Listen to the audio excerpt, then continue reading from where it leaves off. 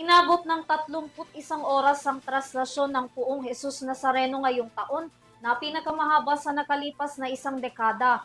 Record-breaking kung maituturing ito ang naging dahilan ng simbahan ng Quiapo kung bakit pinag-aaralan nito ngayon ang posibleng pagpapaikli sa ruta ng traslasyon bukod pa sa iba pang posibleng pagbabago sa sistema.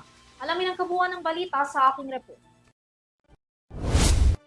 Matapos makapagtala ng pinakamatagal na oras ang traslasyon ngayong taon na umabot ng halos 31 oras kung ikukumpara sa mga nakalipas na taon mula 2015 hanggang 2025, kung saan sumabay rin ang pinakamaraming deboto na nakilahok na may higit 9 na milyon, kabilang na rin dito ang 4 na nasawi, mas agresibong mga deboto na nais makalapit at makasampa sa andas.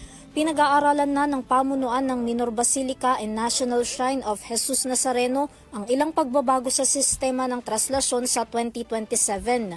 Kabilang sa mga pagbabago na ikinokonsidera ay ang mas pinaikli raw ruta ng andas kung papaano makokontrol ang mga deboto at iba pang hakbang. Gayunpaman, sabi ng pamunuan, maaga pa raw para sa mga pagpapasya at malaking desisyon ito kung sakali na nangangailangan ng malawakang konsultasyon.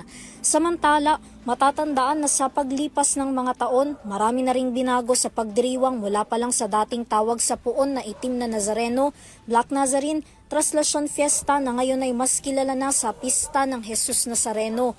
Bukod dito, matatanda ang binago rin ang pagsampa ng mga deboto sa andas na ngayon ay limitado na lamang sa mga nagbabantay dito o sa mga ihos.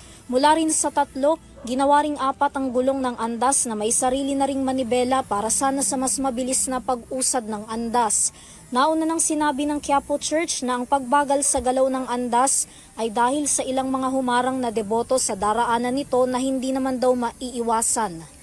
Para sa EuroTV News, Vanessa Cleofas, sumasaludo sa bawat Pilipino.